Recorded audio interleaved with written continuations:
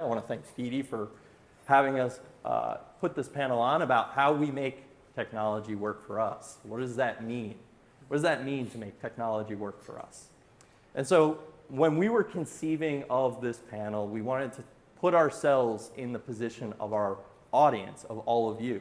What are the pain points that you are experiencing at your company that is costing you money and compromising the customer experience?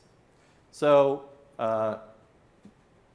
thinking about that, we tried to think about the pain points all of you face.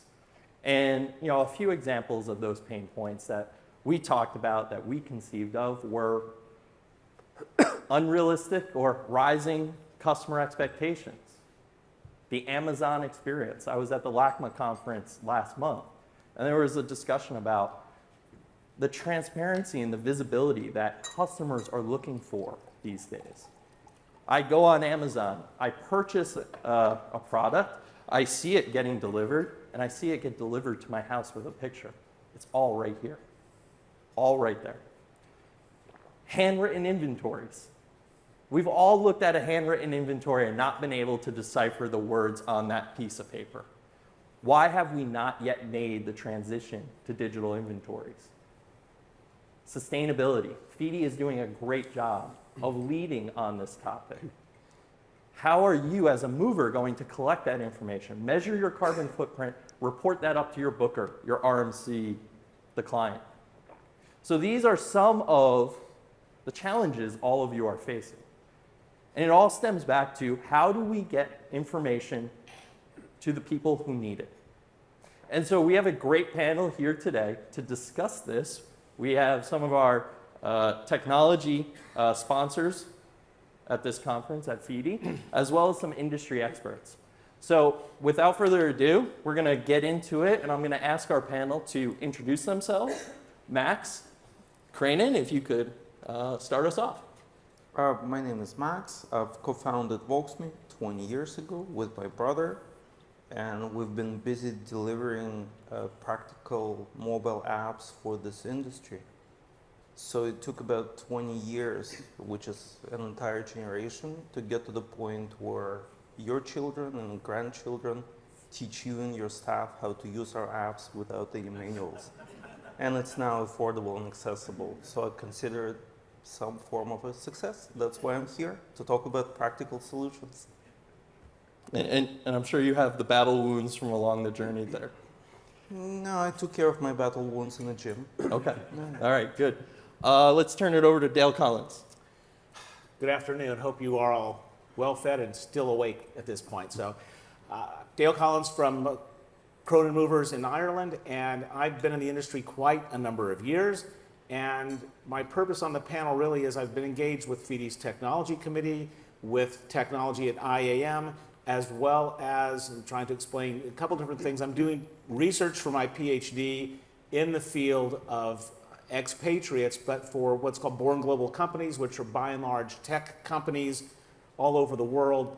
Additionally, I was a co-author on a paper presented last autumn at the Journal of Business Ethics, using virtual technology to teach ethical behavior and impart ethical practices for businesses in a category called emerging scholars. And it was I personally wasn't there, but the paper got presented. It was fabulous. Well, I think we could have a whole other session on your PhD with that. But thank you, Dale. Eric Szilassy. Yep. Nice. Did I say it right? Yeah, well, yeah. Szilassy. Szilassy, There are right? two ways of pronouncing it. It's the French way, which is Szilassy, or the Hungarian way, which is Szilassy. Okay. So my name is Eric Szilassy. It's been 15 years I'm in this relocation industry. I started as a surveyor. I was a move coordinator, I was a team leader, an operations director, and then I don't know how you will call it, but I decided to go to the technology side. So you might call it the bright side or the dark side, but I now work for Convergo, which is a great platform. If you want to know more about Convergo, please feel free to approach me directly. Thank you, Eric. Thank you. Curt, Clements, did I pronounce that correct? You did, yeah. Good afternoon, I'm Curt Clements. I run MoveOne. I've spent now probably 2/3 of my life in the moving industry. Never planned it that way when I was a packer. But kind of, I'm not quite sure why they've invited me on this panel, maybe because I complain a lot, and they said be part of the solution instead of the problem. So here I am, and I hope we could make some progress in understanding the state of technology in our industry and some possible direction where to go. Thank you, Curt. Carlos Ferri. Well, good afternoon, everybody. As already said, hopefully you guys are not going to get bored with us. Being in this for 14 years, some people who know me know that I immigrated to Australia about 15 years ago. Could not speak English, so that was the first challenge. Then I went to the removal industry, and then I drove trucks, load containers, did the whole lot, until I actually developed a technology for the warehousing to control the containers, to control everything, all that fragmentation. And then in 2019, we actually opened a supply chain division within Shipeezi. So now we process about 1.2 million containers per month in the platform. So learned a little bit, and I used to say we're a logistic guy in technology, not a technology guy in logistic. So hopefully I can contribute to the panel. And I think what's really nice about this panel is we have folks who've been through the battles. They can talk about what they're hearing from their customers. They can talk about what it's like from the operation standpoint. So we're in a good place to have a great discussion. And I think to start off, just from a general standpoint, before we just jump into some of these more nitty-gritty questions, in your experiences, and I'll throw it over to Max first. What's the number one or number two challenge that you hear from customers about making this transition from, or going from analog to digital and going down that digitalization process? So the biggest challenge was actually mental. Movers or moving companies that try to go digital thought that if they were to go digital, then they want this digital inventory to do everything, not just the basic inventory, but the timesheets and the forms and the vehicle check. They made it so complicated and in the process so expensive and complex that the field rejected it. So the combination of inability to train consistently, because that's not what moving companies do, right? They don't train technology, and the costs basically led to failure. So that's the biggest change that we've undertaken, right? Using technology to be able to deliver something so simple, so affordable, and so accessible that it doesn't require any training and it doesn't require any upfront commitment. So basically it's from being something that movers thought is very complicated to something that became very basic and simple. That was the biggest challenge. That was the solution. That's what technology is supposed to be, right? So it's simple, it's accessible.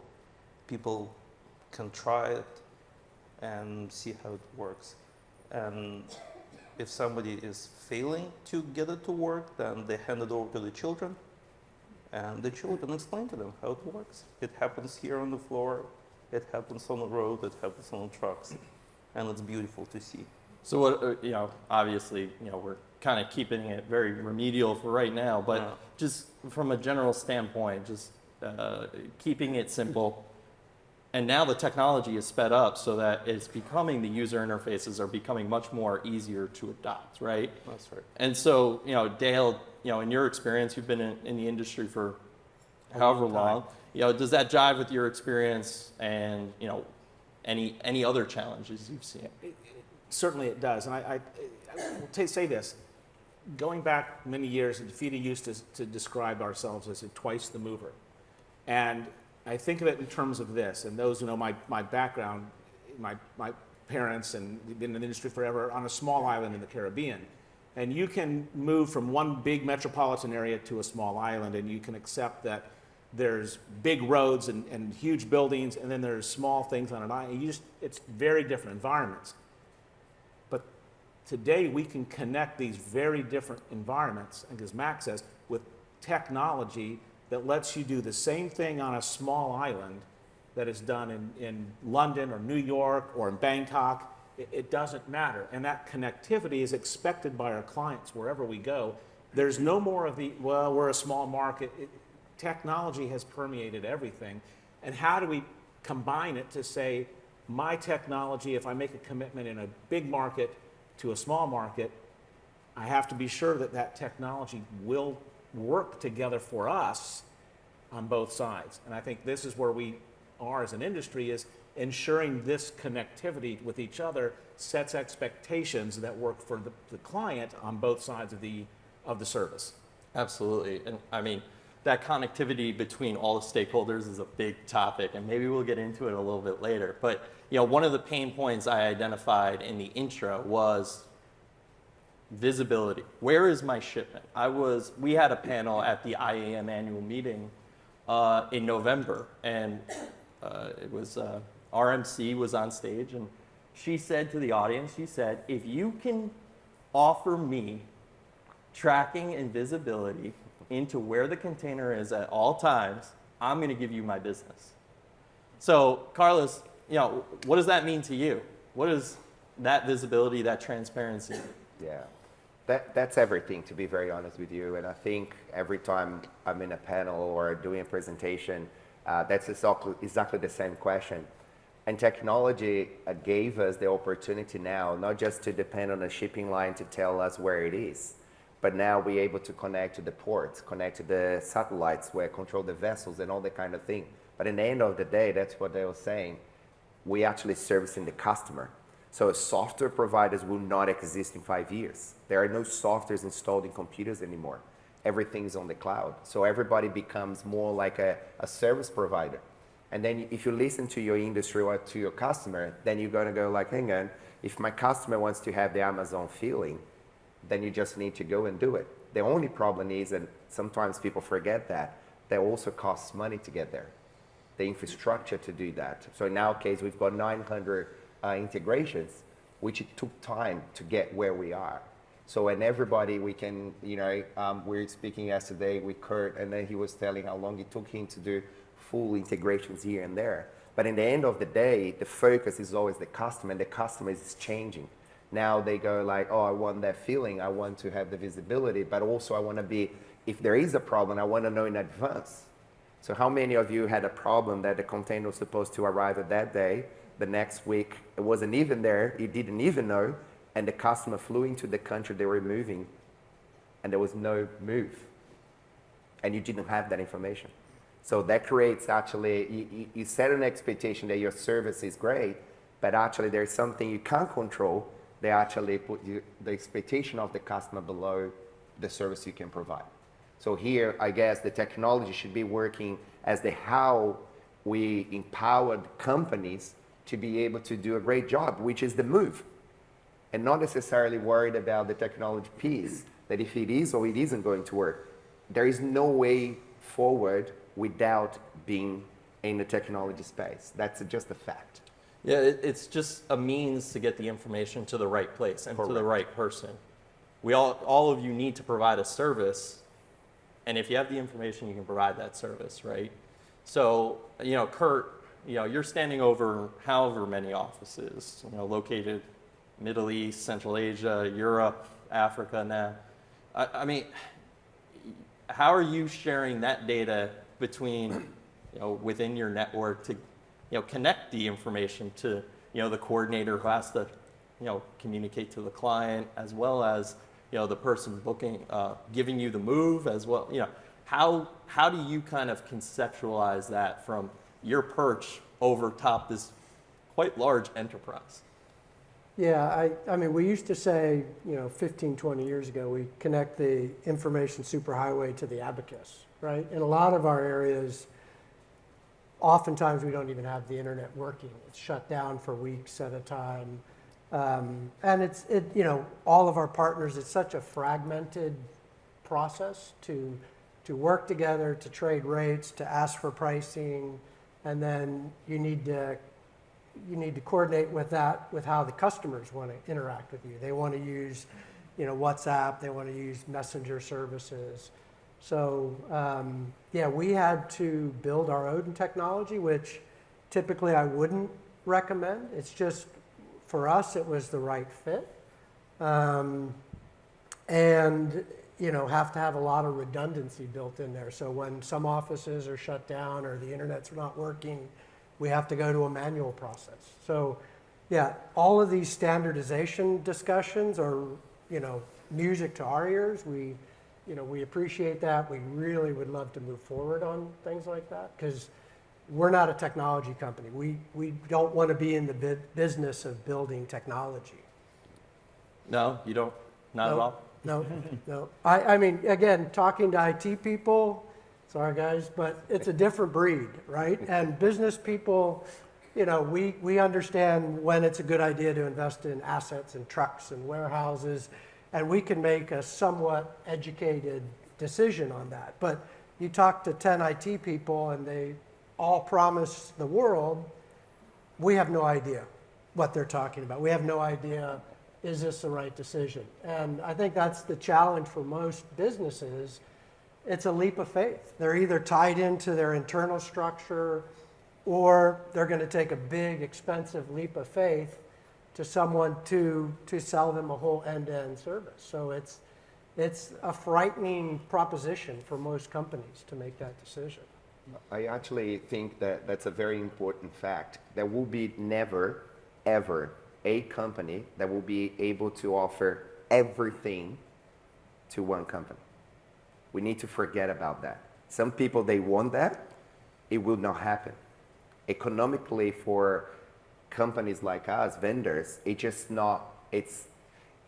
Curt and I were speaking as well. He does logistics, which is a little bit different than moving. And now you expect a company that understands both of them very well and does exactly the same process as maybe somebody else in Singapore. So it will not happen. So what should happen is exactly this idea of the ecosystem where you might have a piece of software you build and then you plug something else that you found and then you understand that, oh, this is actually pretty interesting. Yesterday we were even talking about the ChatGPT, which a lot of people are using for some useless stuff, but there is very good use for it, right? But that's the fact. It's the understanding that you just need to have an environment where you control your data. That's yours. It belongs to yourself, your customers, your network, right? But then how can you just connect and then move around and do not worry about the technology to be able to do your job? Well, and how do you take the various pieces? Like Max has some great tools. We're going to use some. We are using some. How do you integrate that to what you have? And there's a lot of companies that have many redundant systems working at the same time. So again, So let me ask you a question. So I'm in your position, and I'm hearing this, and this company may have a great solution. This company may have a great solution. This company. What sort of resources do I need on my staff in order to assess who are the right partners for my company? I mean, Eric, you haven't had a chance to speak. Do you have any thoughts on that, in working with your partners and your clients? Just to come back, you mentioned or you said this sentence, the leap of faith, and I will come back to that. I think in our industry, we have two types of audiences. We have the buyers and we have the sellers. And the main challenges for those buyers and sellers is basically to get trust and to be understood by their clients. And I think, like in all industries, and in ours as well, we want to get information, right away, to give and get information. And I think, and we can say that, that our industry is not sexy, is really not sexy. So what we should do about it, I mean, it's super difficult, to attract and retain good talent. It's very difficult. So you can do things about it, having a good training program and providing, with some very cool tool and simple tools. So everything starts with that. So I think for all movers in here, I think the first step is really for you to be curious and look around, and there are some technology around, and you need to take the leap of faith, and to be digital. It doesn't matter if it's our platforms or different platforms. The first step is for you to be digital. Everything starts with that. And I don't want to go off on a tangent, but exactly what you said. Everybody complains that they can't recruit the next generation. They can't get young people interested. And that's the number one thing I constantly hear them complaining about is, can you believe they still use this kind of technology? Young people want to be challenged. They want to work for a company that's going to stimulate them and challenge them. And if you have terrible technology and you're not You will lose trying them. to change things, I don't think you're going to keep or attract the right people who you want. So I hear that quite a bit from young people. Max, you got So, the point of technology is that it used to be heavy. It used to be that you'd have to spend lots of money and make a commitment similar to a marriage to get a system that will address all your problems. But in 2023, when you speak to somebody and you say, let me message you, what's the first question you ask? Are you on WhatsApp or on Telegram? Right? You accept the fact that there is no universal messenger. You just accept it. In your company, you have great systems, and yet either you use Google Drive or Dropbox or Box for file storage. You accept it. That's what technology is, right? First, get the tools that work, because the younger generation wants something electronic. It's nice, it's cheap, it's useful, use it.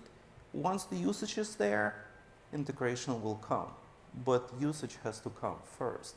And now it's so affordable and accessible that there is no point in holding back or think about the next marriage. You've married already. Okay, just move on. Yeah, but The isn't world that the became problem? simple. Most of the companies are stuck in a bad marriage, right? And they're stuck. So we and have to do some marriage they're- counseling. They said, we've already put so much into this, or how are we going to change? And there's Cut no your long, losses, the start short-term dating. incentives for companies. No one wants to say, well, we've kind of played with this and made it work and put the square peg in the round hole. We've already spent so much money, or it was the CEO's idea to go with this company. Everybody knows there's all these other tools out there. It's piecemeal.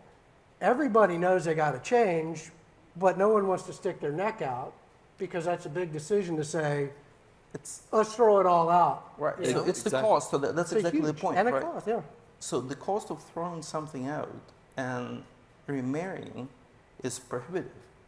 So what technology allows you to do is to try, right? So that's what took us a while to figure out. Look, unless we let people try, dirt cheap, just try, see if it works. If it doesn't, you've lost $100, $300, whatever. If it works, then basically you don't commit at first, right? You see it grow, you see it being used, then you make a bigger decision and you start investing in integration. But this new world of being able to integrate easily allows you to say, look, let me play with the tools, right? See which ones work, and then I'll worry about integration. Then I'll commit to So you integration. said integration and easily in the same sentence? What's that? Integration and easily in the same You sentence. said 5 minutes ago you don't can be. understand IT. It can be. Right? So yeah, IT people integrate, right? When Kurt's give a bit of money for integration. Well, Curt doesn't want to. He doesn't want to build software, so he can outsource the integrations, right? Kurt can do that. is I the- don't know. It's is a the king it's of a nightmare. he's the king Integration. of I mean, practicality. getting the technology and getting people to use it Yeah.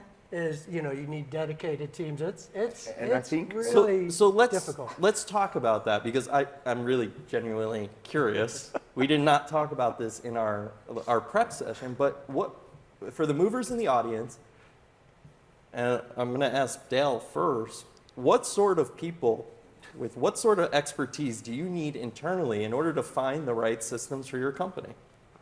What talk to me about that.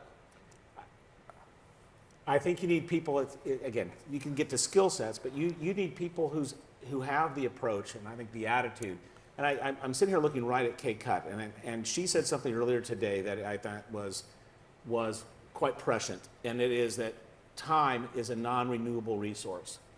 And to me, and what I can see You is, guys aren't getting any of this back. is that, yeah, exactly. We cannot give time back to staff, but we can stop wasting it. We can stop throwing it away. We need, the industry needs individuals who are willing to utilize the technology efficiently and effectively. And I think to Curt's point, it's hard to get people to change, to say, pick that up and start using this technology to do it. We've all seen people who say, no, I'm not gonna, I'll just get the pad and paper and I'll go do it the way I've always done it because I'm used to it. That kills you. You might as well take whatever currency you have, light it on fire, and throw it away. Time is money, and you cannot waste it. And technology has to step in and provide more time. We all know how things work. If you could pack 30 cubic meters in 3 hours, you would all be making a lot more money and have fewer men and fewer trucks because you could. It's hard to do, but every time we can speed something up for processing data and information and connect it and move it quicker with people who believe speed is paramount, then we move forward. So we need people who look at speed, who are open-minded, and as Max said, I think, is willing to try. Because if you can try things, and sometimes they work, sometimes they don't. But we've passed, as Max said, we passed the old days where you had to have this giant computer and everyone had to big invest. We're done with that. You don't have to do that anymore. The same with your experience, Curt? You know, procuring software for your group? Yeah. I mean, again, either you play to win or you play not to lose. So, you know, you've got to make the leap. You can't just hope that this problem will go away, right? So, again, and, you know, we build some and we buy some. So on the immigration relocation side, people can do it better.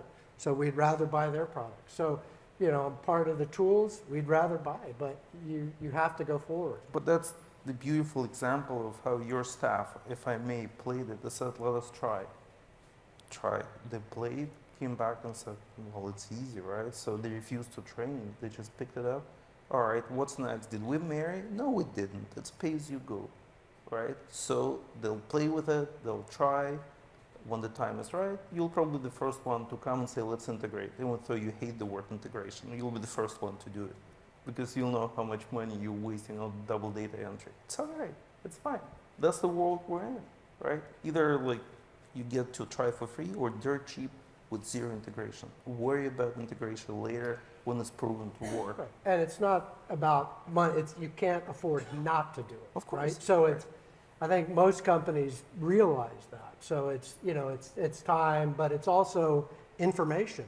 I think the days are gone when we had a nice, comfortable industry and everybody had their own territory and customers would pay whatever we threw at them. Now you need information. You need accurate, timely information to make educated guesses and decisions. So you can't afford not to make these decisions. And you're going to make, I always say, my job is to make more right decisions than wrong decisions. And I make a lot of wrong decisions every single day. But, if you're not making wrong decisions, you're not trying. You'll never get there. Yeah. Yeah. I think the thing is that my dad used to say, if no one puts their hand in your pocket, it won't change. So everybody talks about tools and integration and being easy and being simple. The industry will use technology that hasn't even yet been developed. Let's be very honest here right now. And then it's going to evolve as faster as it probably did the last 5 years. But the thing is, if you lose one of your biggest customers because you didn't have the visibility, because you didn't have the integration, because you didn't have a digital inventory or whatever that is that you didn't have it, you already lost the customer. So then you're going to go like, oh, Jesus, if I had actually a digital inventory, I wouldn't have lost. So what I guess we should do as an industry, it's actually talk about what is available, what is the problem, how can we fix the problem as a group, as a team.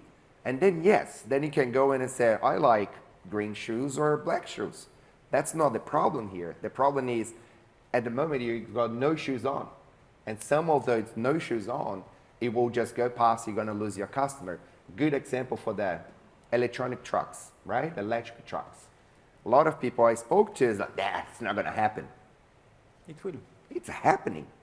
You might don't want to be part of it, and you also need to understand who are you. When we said, I loved when you said, make technology work for us, it's exactly the point. You might not want to be part of the electric generation kind of thing on trucks, but hey, it's gonna happen.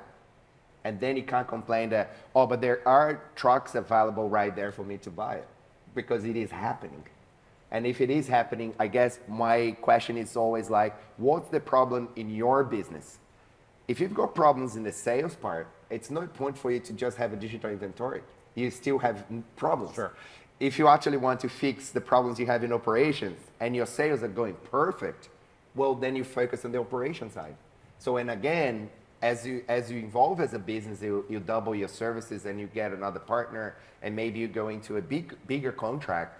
Again, you're gonna have your team to look at what are the options available right there. And then you have to be able to just come in and connect it. It shouldn't be a discussion.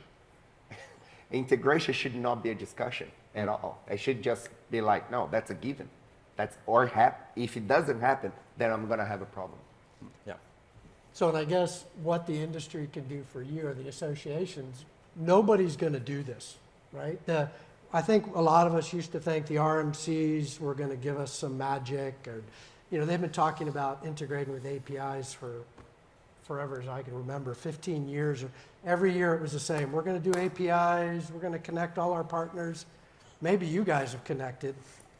It's never happened with us. Well, maybe So- we can ask the audience. I don't know. Is anybody? Who's having problems getting data and sharing data up to your clients? Nobody's having that issue? There's some That's people not back. email. That doesn't count either. There's an honest person back there. Yeah. It's something that, the flow of information is what you're talking about. And, Curt, you're going into, you mentioned standardization earlier. And you're talking about, well, maybe you can say it. What can the associations do? What are you looking for the associations to do? I think take the lead, because there's a lot of good technology, but none of them are going to be dominant, right? And the industry is really, someone was just telling me in the hallway, our industry is not that big that we're going to attract the billions in capital to come up with a lot of solutions. So there's a lot of technology, but not one of them is going to really solve all the problems. The large bookers, the large RMCs are not going to solve the problems. So we're all not going to come up with the solutions. So someone who has a neutral approach probably is someone that could help us down the path. Yeah. And like someone was just saying, we're not looking for the golden ticket. It's where's the path that we want to start down. So standardization is probably one of the easy things. We were talking about APIs. It's a problem to create a lot of APIs with customers. It takes a lot of time. It takes a lot of money. Everybody wants something different. One company wants 60 pieces of data and another piece wants 10. And, it's a real problem to create all of these things. So we need some association that has that neutral outlook to help say, here's what the industry is going to do. If you want to participate, great. If you don't want to participate, And that's this fine. is what we need to do.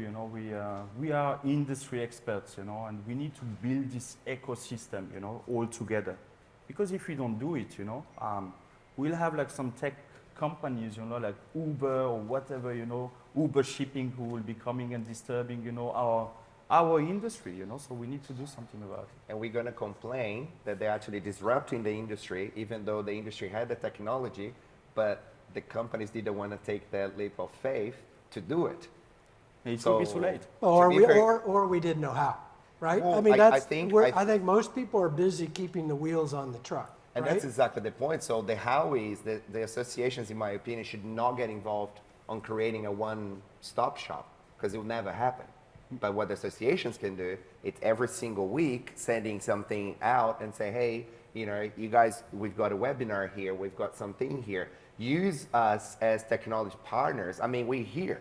We have drinks with you, so we should be able to share some of our knowledge as well and bring some experiences from other industries that we work with or they actually are having issues as well. So if we look at that, let's be very honest here. The shipping line is having the same issues.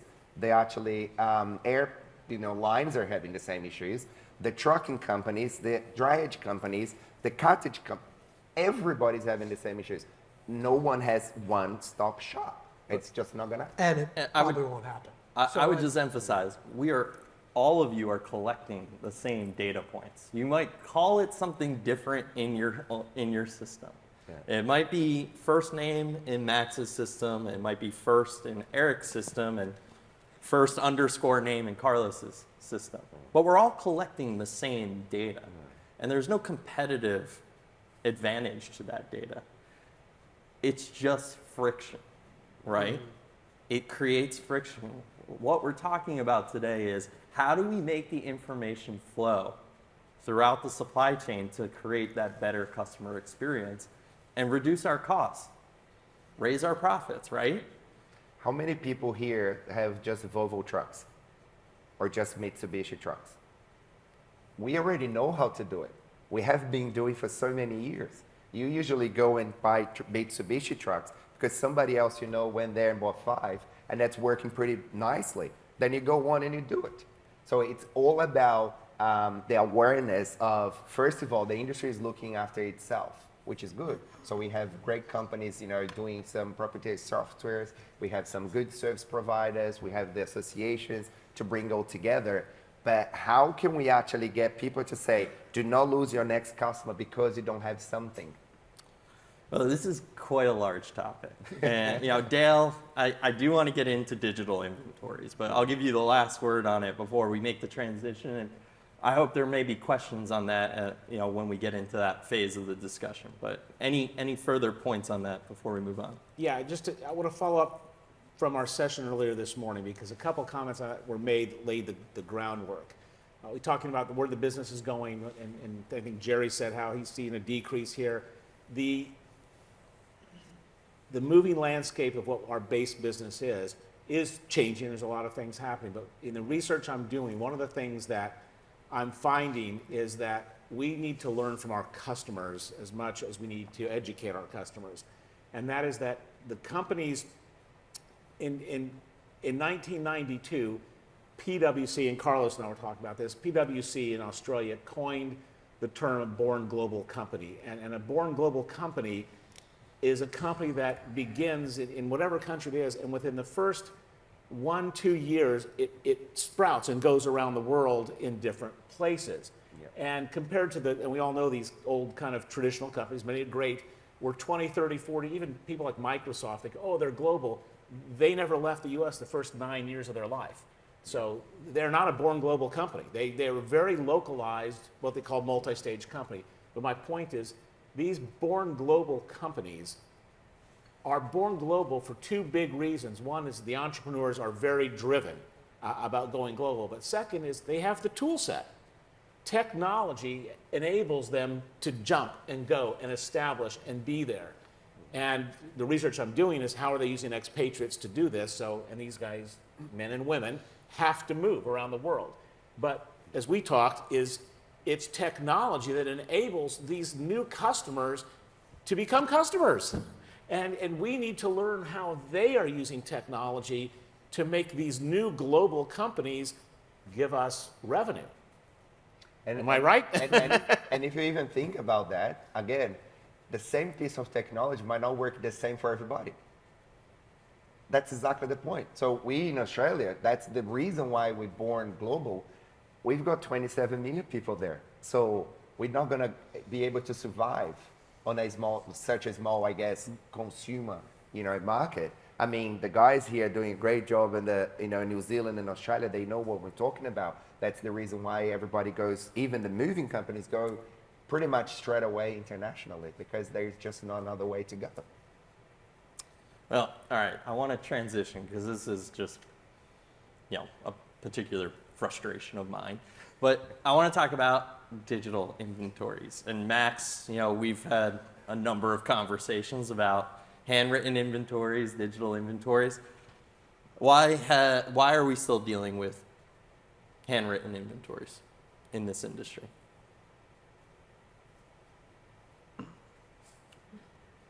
I really stumped you.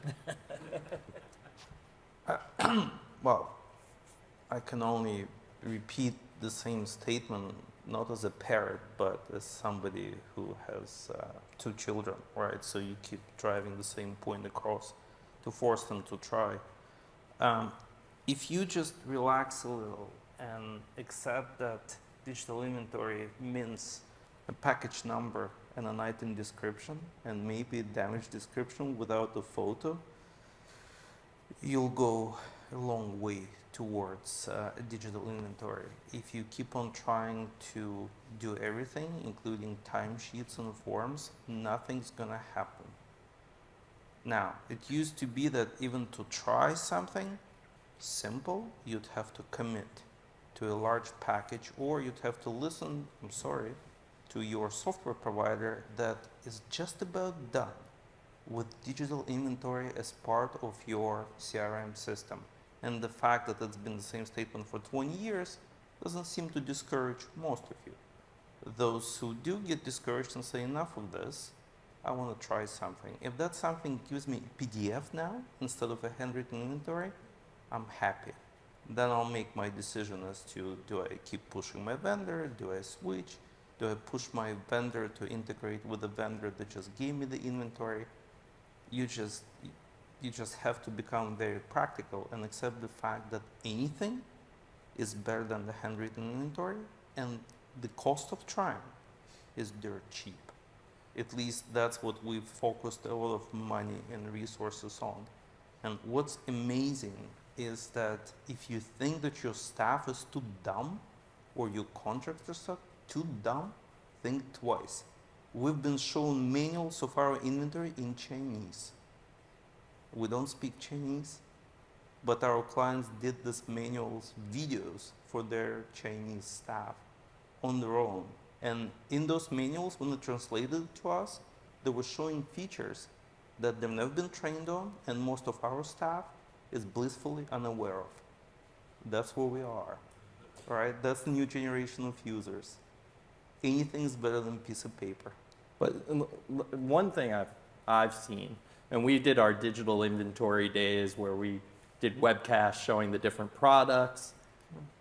We've heard from some of the users, and what I've heard is, Dale, to your point, comes down to time. And we're talking about the person in the residence and whether they can move that inventory process along that's going to be quicker or longer than their current process writing it down. I mean, Eric, you came from a mover side. I mean, does that sound crazy to you? It was yesterday, we talked about it, and Dale, you stand up and you made a good presentation about the problem, you know. So when you are at the residence and having like old school inventories, you actually, you can even waste, you know, like 20, 30 seconds per item. And if you have like 400 or 500 each item, you know, you are losing a lot of time. And again, time is money, you know. With digital inventories, you know, we can solve this issue and we can actually solve this problem. Dale, what do you think about it? The digital inventories, I think, speaks to the very basic nature of what we do. And having literally done all the things, I remember this is a funny little story. When I started my overseas career in Italy, I was learning Italian and got pretty good, and so I was translating inventories. And I learned to translate certain words, and one of the words that came over was cabinet, and we have Italian speakers in the audience. I translated it as a gabinetto. That's because I looked it up. Well, that really means where you go to the toilet. So the customs people, you know, got a kick out of this inventory translation, I'm sure, and said, why is this person bringing 27 toilets, you know? And of course, my colleague said, no, that's not the way we translate it. But today, and to Max's point, you can do a digital inventory and create a sequence of numbers and descriptions that instantaneously are translated into any language in the world. And according to what our industry says is the way that you will describe an item. And there are things in every language, in every country that you want to describe in a certain way for the customs to facilitate the most efficient customs processing. But the other thing is, how many times have we gone to look at an inventory and someone says, what's item number 32? Garrett, can you read this? I can't read this. I have no idea what this says. And we need to eliminate, again, Close. time. Eliminate these things that are wasting our time, and the time of our crews. Yeah, so But that's- until we can convince, well, or impose. I mean, Curt, have you guys? Are you doing digital inventories? No, we're in the process, we're waiting to launch our new technology. And again, our problem is in a lot of our areas, low volume markets in Africa, getting the hardware to either our staff or the vendor staff, it's difficult to get the hardware out there. But, you know, within the next few months, I think. But I think We'll it be- comes down we'll be to those are some of the barriers, but it also, and Max makes this point, is it gonna, and this is in the U.S. we have the Department of Defense with their as part of their new global household good contract, they have a requirement for digital inventories in there. And I'm on these Facebook groups with these household good drivers, and I'm just there to learn and hear what they're saying. And they're like, it's always like, oh, this is gonna take me forever. It's gonna ruin my life. It's gonna cost me time and money. And you know, part of it comes down to, especially in the U.S., where you have these independent drivers. Can we convince them that this will actually be better for them? Will it save them time? Will it make them money? Right? I guess it's Let the same me- as the video Oh, survey. no, It was the same. The same everybody said conversation. the same conversation. Allow me to And it took COVID to shake everybody up to say, oh, you know, maybe this works. allow me but- to share. Sorry, Kurt. No, I'm like, finished, you're good. So all those small shops and individual truck drivers, right? So they come to us because basically they're forced to provide digital inventory, and they come and say, all right, well, what's this package? All right, they're cheap, pay as you go, yeah, beautiful, right? So whenever I get a job, I spend $3 per job on the inventory, fair deal, all right? It's gonna take me forever. Well, try it. It's $3, try it. They try. What do they discover? That most of the inventory reads like this. I'm sorry. HHG, HHG, HHG, HHG. But if something is broken, they take a photo. It's a compromise. It's better than getting a handwritten inventory with no pre-existing damages. And for the military moves, it's the photos that you need, or else you'll be losing lots of money on insurance claims. So how do I know that? Because when we started with the larger military movers, right, and they rolled out their digital inventories to their own crews, we've noticed that all their furniture has photographs. And you look at these photographs and you say, well, why are you taking photographs of this garbage? Till somebody was nice enough to me to explain, look, kid, do you understand that these military families move every 2 years? Do you understand that their furniture is highly distressed? All of it is damaged to begin with, and if you don't take the photos, you have an insurance claim waiting for you. So it doesn't matter what you call it, right? Call it a piece of furniture. Take the bloody photo, right? That's what it's all about. It's that simple, right? You look at anybody in this world, look at yourself. What do you do with your phones? 99% of the time you take photos. But do you think your packers are any different? No. It's as simple as that. I mean, we can keep talking about how good the technology can be in a photo and this and that, but again, technology is available, and there are a lot of softwares out there. I've been doing inventory since 2015, 16 countries. But what I believed that actually that it changes, it shifts the thought here is, does anybody here does M&E check on items before you load? Mechanical and electrical items? Because that's what my customers were requiring in 16 countries, because they were paying claims in every single electronic item because the guys were not testing it. And when they were testing it, they had a piece of paper that somebody else forgot on the truck, didn't put with the inventory because now the inventory was digital, but all the forms were not digital. So how this is a solution for the industry? So then when you apply something like that in an easy and simple way, and I used to tell, for example, who knows me here a long time, everybody says, oh, we should do the inventory in the tablet. And I was the first one in the industry to say, no, it has to be on the phone. Reason? I carry sofas and a lot of stuff, 2 or 3 storehouses. I knew that if I actually was just making for the tablet, I would actually do everything beautiful and perfect with a software that can take all the photos, but I would leave the tablet there, come down, put the sofa in the truck, come back, and I said, where's the tablet now? Carlos, my dear, we started on Palm Pilots. What tablets are you talking about? We started in 2002 on Palm Pilots. I got one in my room. I just forgot to bring it down here. And that was the biggest worry, not having a camera on a Palm Pilot. So I remember the excitement of finally being able to put it on an Android phone because it had a shitty camera, but it had a camera, right? But to your point, yes, this notion that you have to give your crews a tablet is actually wrong. It's an extra piece of equipment to take care of. Most of the time it gets broken, sold, or left behind, right? Whereas miraculously, the phones are always charged and are never left behind because there's WhatsApp on them and some other apps I won't mention here in public. And it's a funny fact as well that technology also will improve. So a lot of people, they come and say, oh, we want to use RFID tags into the items, and that's going to be great. And I tell, you know that Walmart requires every single supplier to do that since 1996, right? So technology is there. The problem is, who here will invest probably $35,000 to have the antennas to actually get the RFID tags to work? Then the software on top But of on that. the other hand, these little guys here right now, you can actually point out and read automatically 100% of all the barcodes at the same time. Well, I think about, and we talked about time, and if it can speed up the process at the residence, that's great for everybody. But I think about also, if you can digitally capture all the items that are in an inventory, not just for that one move, but for every move you do across the year, and you look at the different item codes. You talked about electronic items.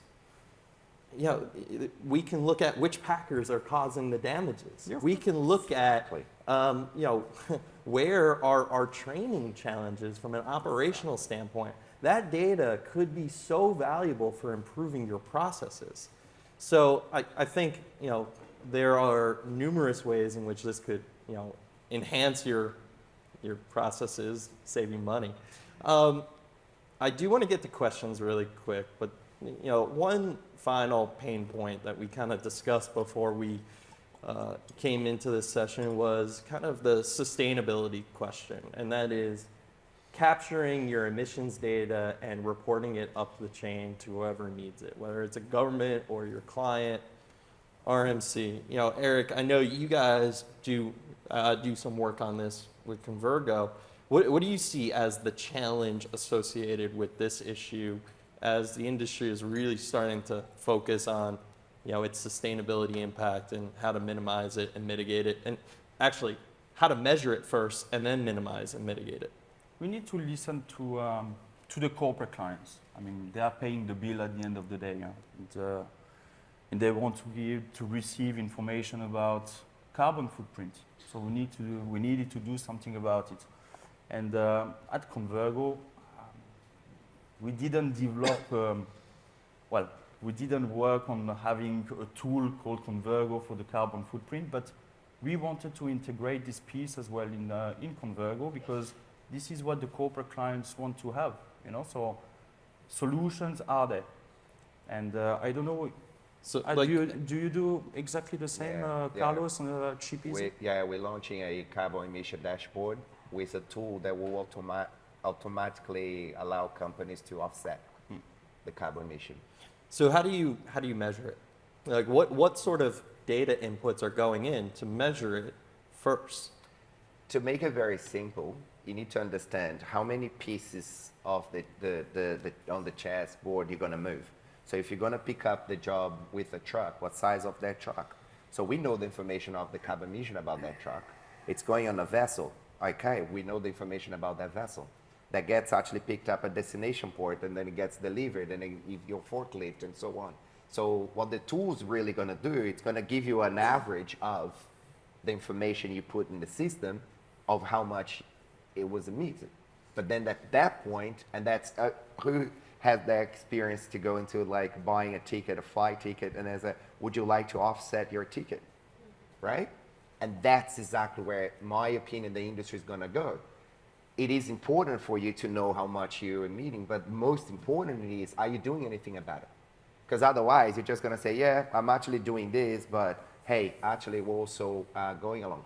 We can't say that the company will be completely carbon zero or neutral at that point, because of course, we've got the packing material, and then you've got the warehouse, and then you've got all the things that have to be put in there. But a lot of, for example, retailers that we work with, that's the only thing they want to know. From the moment the product is ready at supplier, or the moment that's actually available at the stores, they actually want to know how much that was. And to provide actually visibility to the corporate clients and Yeah. give them options. And then exactly. If it's direct or part loads, you know, and give them the option and the information so they can decide, you know, on which mode of What I'm gonna transport, do you know, with they should go with. Yeah, is it worth it? Is it worth it? Yeah. If you think that the ESG, it's going to be a big thing, which I do believe companies and investors and customers and everybody will somehow get involved, then the question is, how much is worth it? That's the question. It is worth it for some companies more than others, but how much? And then that's how much you're going to invest in it. All right, I want to get to questions, but is there any final thoughts you want to share with our audience before we get to questions, Max? Yeah. The beauty of technology these days is that you can try it dirt cheap. In our case, on a pay-as-you-go basis, take full advantage of it and believe that neural plasticity, so the brain doesn't stop developing after the age of 25. It keeps developing, right? Just believe that technology is there and trust your staff to teach you new technology, or your kids, or grandchildren. It's that beautiful and simple.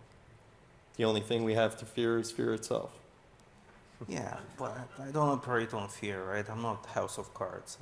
Neural plasticity is what I believe in. It sounds better. All right, Dale, any final thoughts? I think the thing we need to be cognizant of and truly get a grasp on is that technology, like we all know, has come down in price.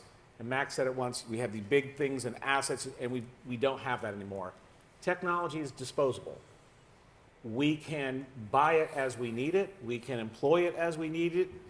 We need not have huge investments. You have to invest some to do all this. So I would argue, as an industry, we want to leverage thin layers of technology to do what we need.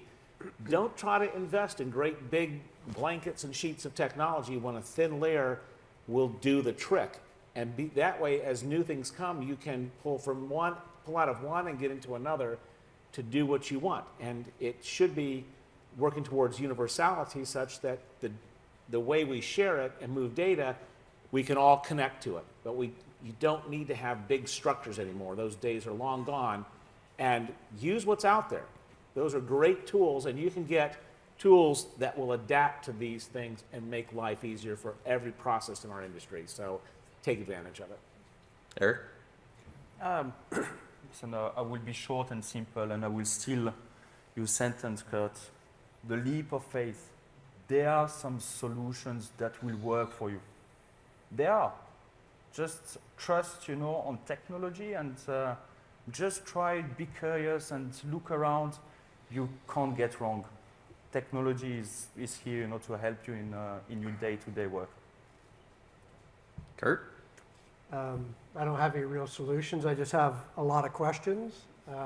But I think, you know, from my personal experience and our company's experience, it's, you know, do you take that, you know, technology out of the too hard pile, you know, we'll deal with that later.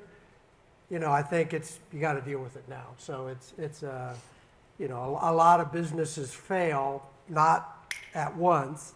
It's a creeping process. So, you know, I've heard that people say that about bankruptcy. It happens all at once and it happens slowly. So I think it's the same with technology. It's coming, right? If you don't take it out of the too hard to deal with pile, it may sneak up on you. So good luck. Carlos. I think that technology, again, as Eric said, it's available. I made, for example, Shipeezi for free for companies to break it through. I do not give an excuse that the cost is the issue. I decided to focus on the shipment tracking, which I think I'm good at. And what Curt is saying all along, it's the truth. I believe in an ecosystem. So I'm going to be defending this. I'm going to be talking every single panel about an ecosystem.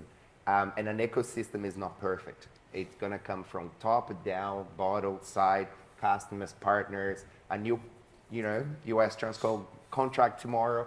Whatever happens, we don't know. We just need to have an ecosystem that it's capable to actually, first of all, be replaceable very quickly, because if a supplier doesn't work out, you just go to the next one, and you don't need to, again, get your team involved to do another API and another this and another that. So I believe that don't be scared. The first step, it's not actually to say, oh, Jesus, I need to change everything. The first step is like, you know what? That's true. Why do I have to lose? If that's a small amount, it's worth actually paying the price rather than lose tomorrow a big customer because you didn't take that leap of faith, as Eric mentioned. Okay. Questions? Laura? I have a quick comment and a question. The comment is that when I started implementing digital inventory, the first thing I heard was, no, the packers in Brazil, are you crazy? They're not gonna learn. So my simple question was, do they have Facebook, Instagram, Twitter, TikTok? They didn't have training to learn that. My question is, how widely in the industry is the ISO standardized digital inventory is being used? So I'll take that. And so the ISO digital inventory standard basically is a number of years ago, there was an industry initiative that IAM led, which codified the data in a household good inventory. This table, it can get a numeric code, 001. It's in the kitchen. That kitchen has a code. There's a scratch here. We have an exception code for it.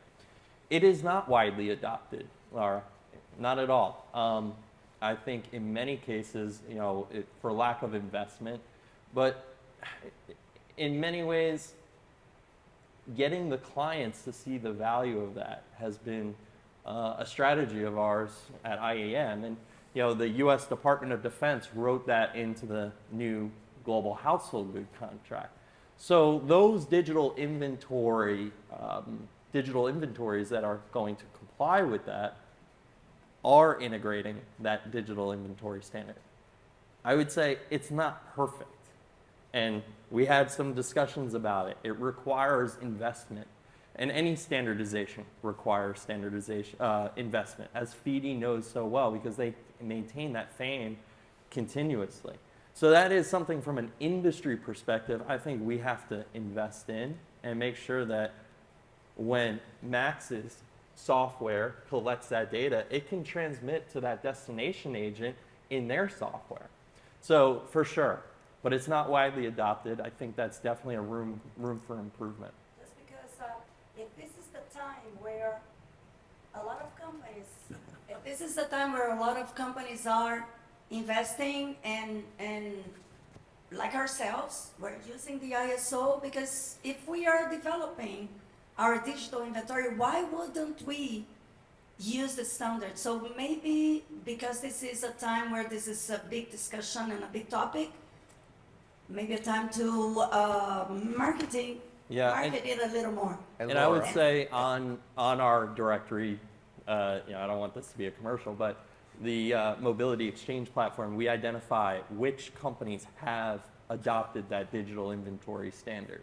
So in your process, You can kind of go look at our directory and say, okay, you can do a search for ISO 17451-1.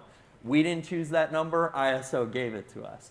But that is a resource that we make visible. We audit, the products, and we ensure that there is conformity with that standard.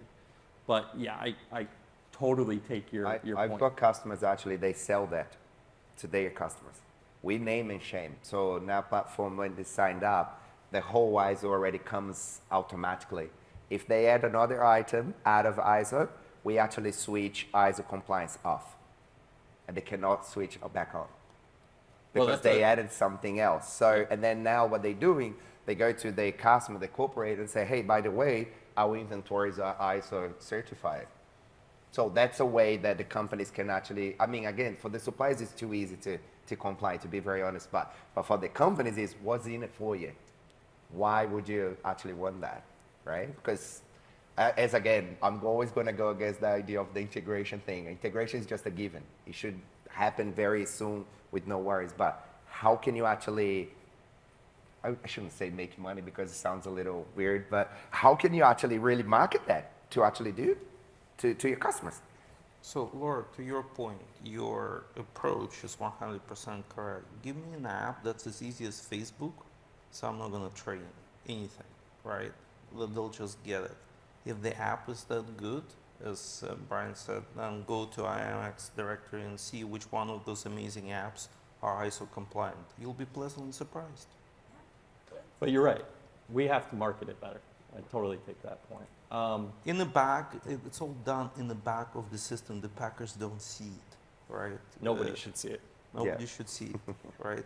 You'll see it when basically, and that's when training comes in, where you come and say, look, I want to be compliant, therefore, the crews will not be allowed to add their items to the inventory.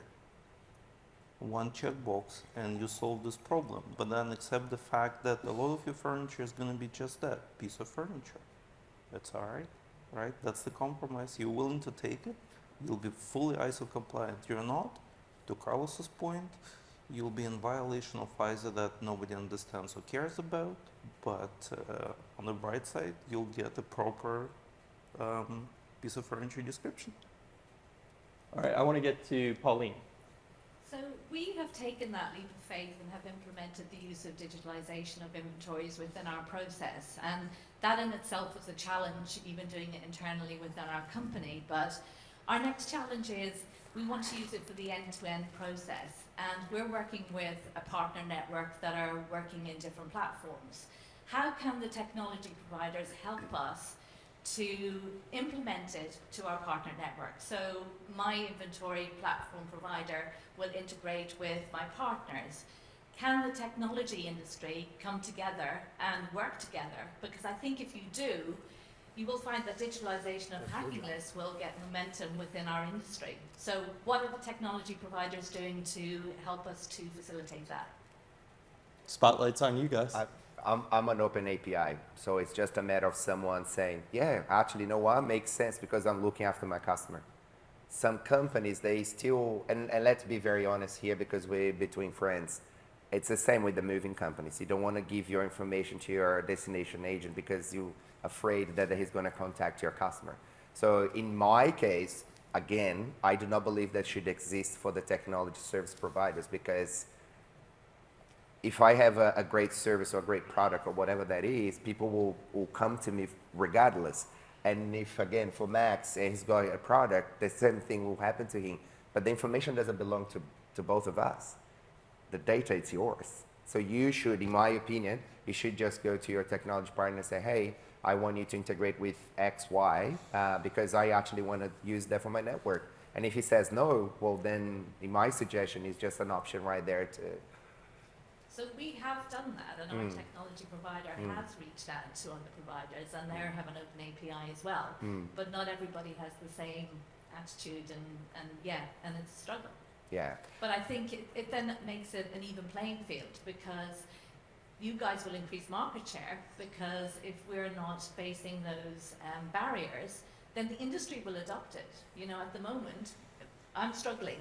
We're doing it internally, we can't use it end to end. We see the benefits of it, and a lot of people do, but you know, and our crews should be able to, as Laura said, use different platforms, you know, so it shouldn't be a challenge for them to learn different platforms. True. But it is, and we're at the early stages now, so we need to make it as simple as possible in order for us to get momentum. I don't know how it's going to happen. Again, I made a decision to make for free. If that guy doesn't want to integrate, you give it for free. Now you've got the two ends with the same solution. But Ideally, that shouldn't happen. Ideally, again, the integration should be a given. Should be just something that's like, yeah, of course, not a problem. I think this is why it's good to have this discussion, because you guys have a role in pushing your software providers or your in-house platform people, whoever's operating, to say, we need to connect with our partners. This is a fragmented industry. End-to-end control of a move is rare. I mean, you know, it is rare. So how are we getting the data from one point to the other? And Pauline, you're absolutely right. And you know, I don't want to get into it today. We've been having a lot of conversations over the past few years, but we are trying to build that conversation up with the software vendors and to create the forum through which they can realize that this data is not proprietary. If you kind of build the connections with each other, you're going to make your service that much more valuable. And the companies who don't do it, they're going to be left outside looking like a stick in the mud. Yep. So I think this is you know, step one of starting that conversation coming out of this meeting, and hopefully getting to that future where you're not facing that pain internally. And you're doing it internally. The holy grail is for all industry stakeholders to be able to connect and share data seamlessly. That is way off in the future. But if we're not trying to achieve big things, what the hell are we doing? But if you think about it, right, look at the biggest of the biggest, Googles of the world.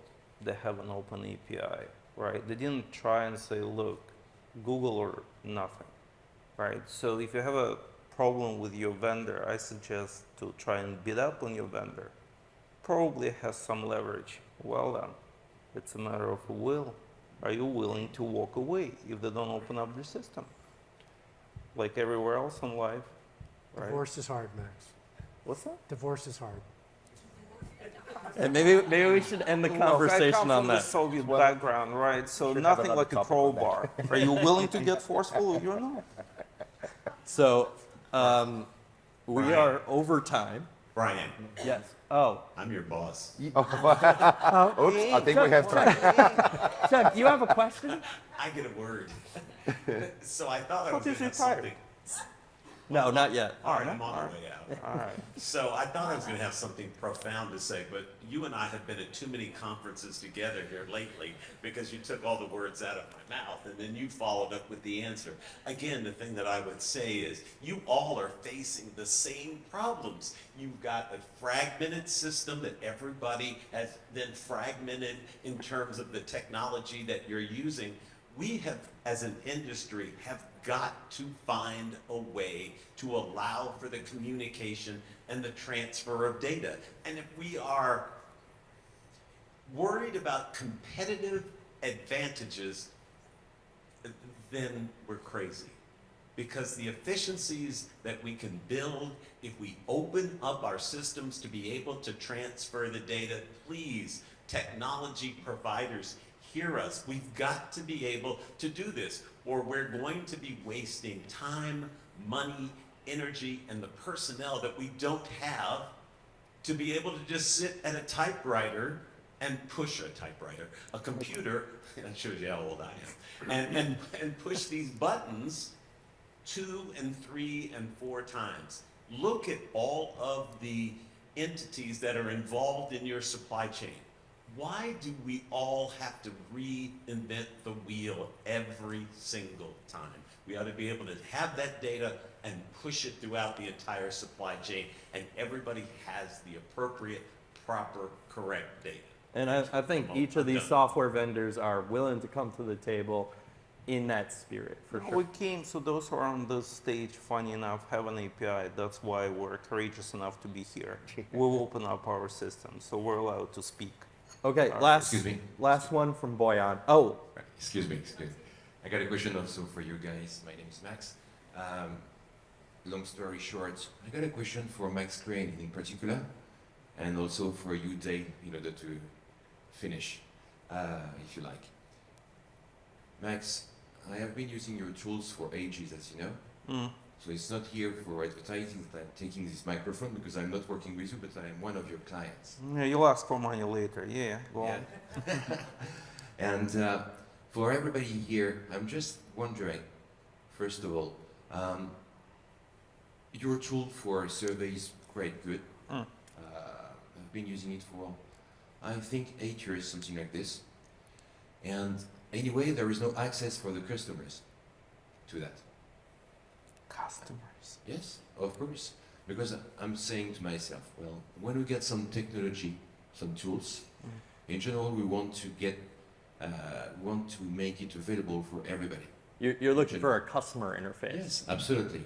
Talking Consignee, about Carlos, for consignee, yeah. example, Carlos has developed a platform, and I assume that you give access to any kind of customers to the data on it, meaning us as movers, Yeah. also the end consumers in order to locate by themselves a container. And with your logo, because it should be coming from you guys, not from the software provider. That's it.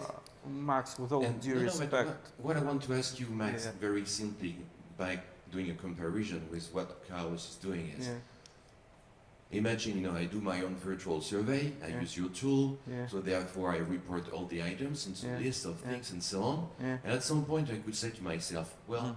that should be super cool maybe to get an app also available onto the smartphones of the end consumers in order, to remove or maybe to add an additional item on top of the job that has been done by the surveyor. Okay?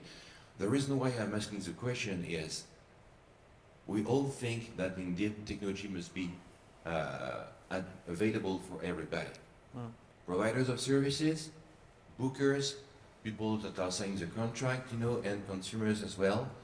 I think it would be very interesting, okay, if you want to give back the freedom to the end users to express the additional things that they want to talk about after a surveyor has done his job. And my last question, if you want to answer this one, Max, would be for Dave. We were talking about ESG with Carlos. Fine, okay. Are we fond of ESG here? I'm not that sure. I think all the people here are willing to find some solutions, first of all, to drive better their business and to save margins, time, and so on. So, a question for you, Dave, because I think you are impartial here on stage, because you are a professional of the movie industry and that you are seeking for some good solutions. What is, into your opinion, the most important tool to get as a professional among the fact of trying to get some solutions for booking rates at a good level, having a good survey done, localizing a container, etc., etc. What is the key essential thing, the paramount thing that you were saying, as we were saying before, for any companies here into this room? Thank you. We have an expression called that. What a loaded question. It's a little bit like saying, what is the most important piece of any system? And the answer is the system won't work if all the pieces don't connect. There's a few, you bring one thing up, and that is I believe the industry needs transparency, and I believe it needs complete open access wherever that access can be, safeguarding, and we have to live within a compliant society for every location, but we need to be transparent. I think the biggest obstacle has been transparency and guarding what I believe is inert information, things that do not contribute one way or the other to the objective of great service. They're just part of what's necessary to deliver great service to clients. So I don't know that I believe this, a great move, and if you ask a customer to describe the greatest move they've ever expected, none of them will talk about the data, none of them will talk about the digital inventories. They're all going to talk about how well the crew came into their home and treated them and did the origin packing got it on time, were professional, polite, delivered it into the home, and left it in better shape than they got there. Do they care how we transfer data from one to the other? They do not care. It is not an important aspect. What is important is what means something to them as an individual. I've moved like 15 times around the world. My wife used to say I practice relocation and moving on my own family. And so we do. But it's simple. Make the experience for the individual who's moving, frankly, the most forgettable experience of their life. Because if they have to remember it, you have not done a good job. Just forget about it, because people don't really remember really great things, but they never forget the bad things. Make the most forgettable experience of your life. Again, there's so many tools. But, New tagline. Yeah. Be forgettable. Yep. There you go. You'll remember that. Boyan, one last question, because I know I'm keeping you guys over time. So Boyan. So thanks everyone. I think what we need to determine is who's going to lead this. So we know now we need an open source. We need someone who's going to say, okay, this is the standard. I think that this is going to be IAM and FIDI who's going to have to take the lead on, because everyone here would want something different. Although we all are searching for the same information. You know, like I don't want to share, I don't want to give what I know, but we all need the same thing. So I would say on IAM's strategic plan, we have 8 strategic initiatives. And one of those is to invest in efforts to facilitate the exchange of data throughout the industry. We are committed to doing that, and we're going to bring that discussion into our technology committee and figure out, can we do it? It's really about engaging the in-house providers. You know, do you have software in your that you operate and manage and develop, and the vendors, and bring them into the conversation. We have tried to do this as an industry, and it hasn't worked. And I think one of the reasons that it hasn't worked is because we've kept the vendors at arm's length. I think that's, I think there's a much bigger role that they need to play in this conversation, because ultimately they need to be the ones who come to the table and say, let's exchange data. We're being pushed by our clients to do it. So that's how we're going to take it forward. I can't speak for FIDI on that, but IAM is committed to doing that. And I think your voice adds a lot more power than us individually. Thank you. Magali.